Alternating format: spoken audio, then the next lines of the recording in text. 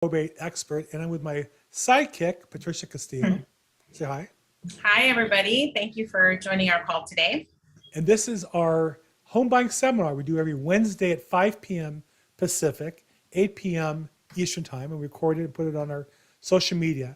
Talk about what it takes to go from not owning a house to owning a house. And we have 7 steps we've identified. When we review those steps, we oftentimes bring guests on to go in detail.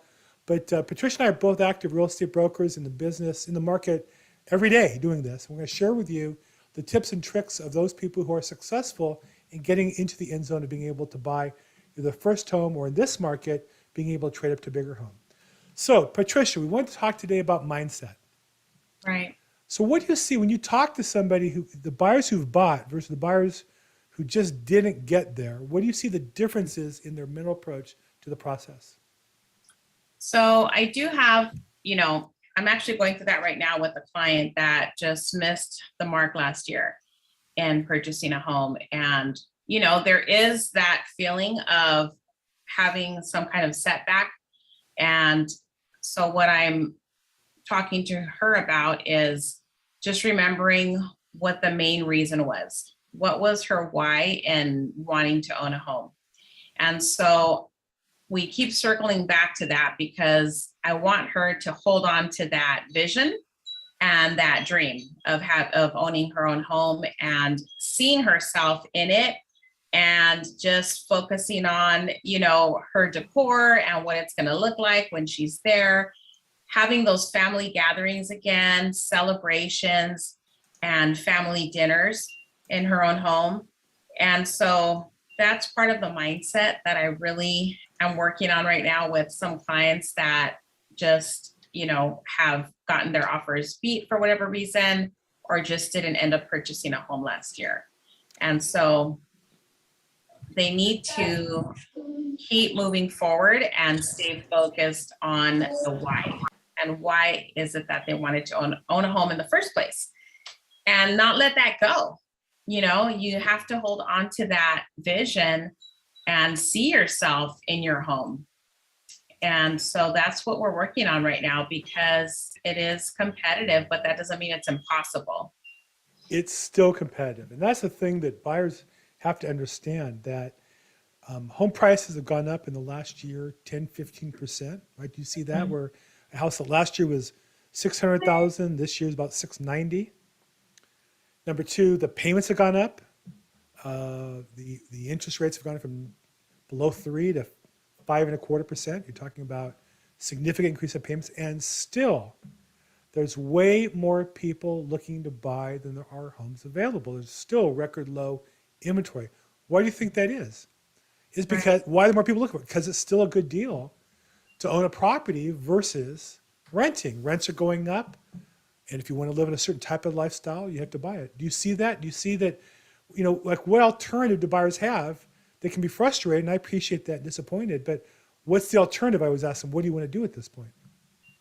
Right. And I keep focusing on the goal to buy a home because this way you're protected from rental increases, price fluctuations in the market, and getting locked in at a rate. So right now, I've been hearing, well, the rates are higher and I don't know if I can afford that, but don't focus on the rates.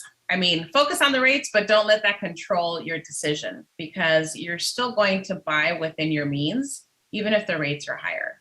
And the rates aren't always going to be this high. They are going to go down at some point, at which time you can refinance. That's how I bought my house. I bought it with an FHA loan. And, I had the mortgage insurance premium, which I wasn't too happy about, but I wasn't going to let that derail me from my dream of buying another home. So I refinanced after about 1.5 years, lowered my payment, got rid of the PMI. And here I am in my home, just the way I had envisioned myself. So when you buy your house, what was the rate? It was about 4%, close to 4%. Plus the MIP. Right, which was about $250 a month. Okay. Plus so my insurance. We'll call it 4.5%, let's say. Yeah. And so did you get a chance to refinance at a lower rate? I did. What rate So are you at today? now I'm at 3.25. There you go. And Right. so it doesn't mean you're guaranteed that, but in general, things go up, things go down. The nice thing about refinancing is you get a 30-year fixed rate, you're locked in. It'll never be more than what it is when you get the loan, but it Mhm. can go down. And if it does, take advantage of it, right? Right. Absolutely. I was speaking to another client that, she just preferred to rent last year, wanted to check out this neighborhood and, for personal reasons and said, I'm just going to live here about a year, see how it goes. But the owner decided not to renew the lease. So it's coming up on the 11th month and she's having to relocate again. And since then, I mean, rents have gone up in the last year. So, that's why it's so important to just not let all of you've been talking a lot about the news and the media and how they just inflate things to make it sound like it's just really not a good time to buy right now. But it's quite the opposite, because if I had not purchased my home when I did, I'd probably still be renting somewhere, paying an astronomical amount of rent, and I would have no forced savings plan. When you buy a home, it's almost like a forced savings plan because you end up building wealth through that equity. So my home is now worth over 700,000 and I bought it for 4. And have you looked at recently what it would cost to rent the home you're in now? About 3,000. It's eye-opening when you look and see what it costs to rent the Yeah, it's house about you're in. Like, 3,000. oh my gosh, I said to my wife, honey, we couldn't afford to live here anymore. What the heck has gone on? Right. Right? We're 63 and we have grandkids nearby. And like, if you, the people who said last year and lost a couple offers, maybe, well, I'll just wait till next year when things calm down, they're more intense Hmm. and prices are higher and rates are higher. I don't know they will continue forever. I don't have a crystal ball. What I do know is today, there's still way more buyers than there are sellers. I was just talking to a loan officer who they do a lot of advertising on Zillow. And he was Hmm. really discouraged because I was talking to him about, inviting his clients to come to our home buyer seminar. And he said to me, I have so many buyers, I don't even know what to do with them all. Now, that's because he's not properly finding out who's really motivated or not motivated. Just because somebody fills the form on Zillow doesn't mean they're ready to buy. And we hope when you're ready, raise your hand. Let's talk and get serious and get prepared. But there's still way more buyers than there are properties because everything's gone up in value and everything's up in Sure. cost over the past couple of years. Hmm. So what's the goal? Like, what's your goal, Patricia? You bought the house. It seemed like, I'm sure when you moved into it, like you tightened your belt, held your breath, squeezed into the tightest jeans you ever had in your life to get into the house, right? Now today the payment's gone down. You got rid of the Right. MIP. Your equity's gone up, so you're feeling rich. How's it feel? How many years has it been, and how's it feel by comparison? Well, it's going on. This is my 7th year living here. And I'm just, really excited. I'm happy that I made that decision. And I'm proud of myself for not stepping back because I had a really slim window to get into a house. I had Right. 6 months from the time that I received my loan pre-approval letter. And I had some other things going on in my personal life. So I had to make that move in 6 months. Right. So every weekend, my daughter and I were going out looking for homes. And some people ask me, well, how's this neighborhood and how's that neighborhood? And I just went by myself to go. I literally sat at the corner of this house where I live now and just sat there one day at night just to kind of see what kind of activity is happening. Are there people hanging out at night that looks kind of sketchy, or is it looking more of like a family oriented neighborhood? So there's different things that, I think about. And had I let all the little voices in my head that were talking about, maybe you can't do this, you're a single mom, you still have a kid in high school, and you need to think about the future, and what if you can't afford it? But I had to cancel all those thoughts out and just Right. move forward with my why and my goal. And my goal was to buy a home and live here with, my daughter and have family gatherings. And I envision myself here and making it my own. And that's what I want for other people that I come in contact with that say they want to buy a house and they want, for the same reasons, they want to leave some form of legacy for their children or their family. And this is the best way to start. I mean, there's nothing that's going to beat inflation. I mean, inflation is going to keep going up, but if you invest in real estate, and even if it's just your primary residence, I mean, that's a phenomenal start right there. Patricia, we got a great question on your Facebook account, because we're shooting it live there, from Tim Violet. In the buying process, when can you lock in your rate? Your career. Hold on a second. I accidentally turned on Clubhouse. What was the question? When in the home buying process, when can you lock in your rate? So I locked in my rate when I knew I was going to start shopping for a home, because my rate, the rates change daily. So I got my loan approval and it was pretty close to it once my loan approval was issued, because I knew I was going to start going out and shopping for homes. So it was pretty close to the time that my loan approval was issued. Yeah. So you did that when you started locking. Who did you get your loan through?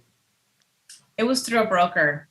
Because not everybody locks the rates. And the thing I would caution buyers on is there are people who will say the rate's locked, but then won't deliver the loan if the rates go up. So you have to be a little careful. And I think also when you get a rate lock, your lock is only as good as the document, the guarantee they're giving you. Oftentimes you have to clear contingencies, you have to close in a certain time period. So you want to make sure that you do that, or otherwise your rate lock won't be good. But work with your lender. Patricia and I have had several lenders on this call, and we want to make sure that we can deliver what we promise. And so when you start the process, some lenders will allow you to lock and shop, others won't. And in some cases, the lock and shop may not be of value to you if you can't close in a certain time period. So let's make sure when we talk about that, we talk to Patricia or your lender, make sure you're clear what your goals are. Right. And for me, I knew I was shopping to buy something, really quickly. And so that was my goal, was to get into a home. And I had my eye on this house already. I mean, it's not happening in today's market, but this property had been, it's in a cul-de-sac, and some people don't like cul-de-sacs. It doesn't have a front yard. I was okay with that. Has a big backyard, but not a front yard. Nice. It was a probate. So it had been on right up your alley, Bill, had been on the market for over a month. So I called the agent and I knew I had a really good chance of buying it. So It just worked out.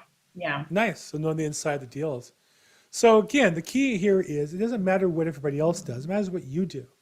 And the thing, I have a weekly email on the real estate market, and I think that it's important to look at the data and look at the numbers. And in Patricia's case, when she shopped, she was able to lock in the rate, but you need to know that the rate's good, who the lender is. She had a relationship with the lender at the time.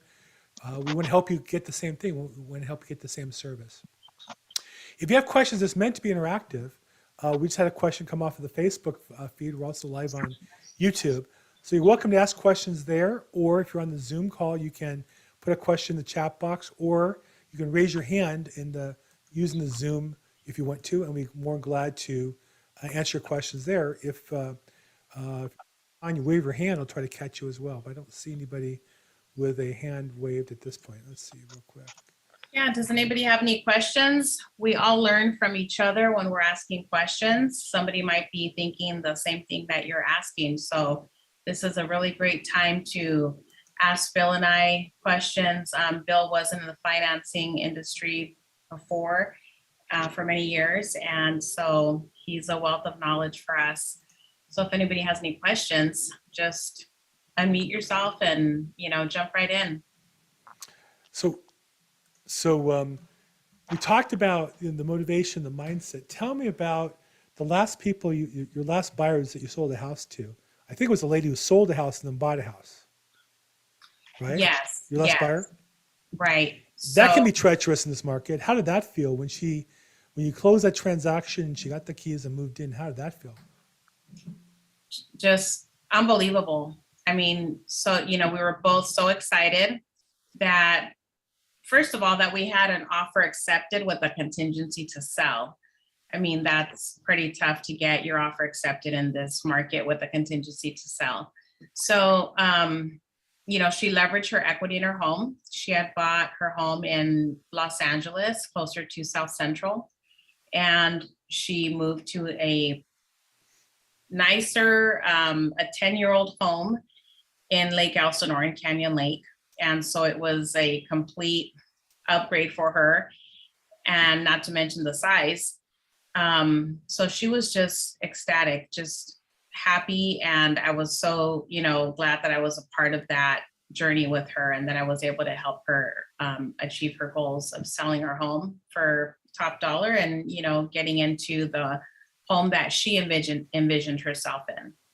So it So can be it was done. really Even, exciting.